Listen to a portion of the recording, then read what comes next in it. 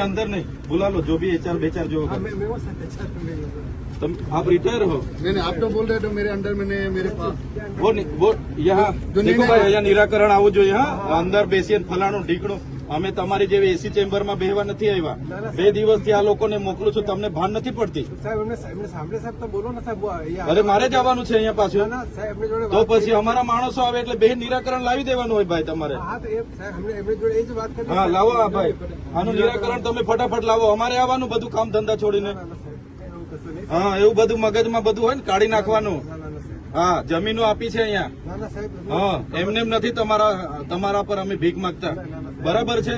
અમારા લોકોએ જમીન આપી છે ને રોજગારી જોઈએ, પરમિટન્ટ કરો તમે, બરાબર છે? બહાર ના આવે છે, વરસ નથી થતું, પરમિટન્ટ કરી નાખો। અમારા લેન્ડ લુઝરો છે, કેમ એમને કરતા નથી? એવું બીજું બધું બંધ કરી દેજો। હા, પોલીસના ભરોસે આ બધું અમે ડરાવીશું, અમારા લોકોને બીવડાવીશું ને અમે બધું કરી લઈશું। 2-4 ભાજપના નેતાઓને હપ્તા મોકલાવીશું, 2-4 પોલીસ અધિકારીઓને હપ્તા મોકલાવીશું, બધું ચાલી જશે। હા, બરાબર છે, એટલે આના નિરાકરણ લાવો તમે।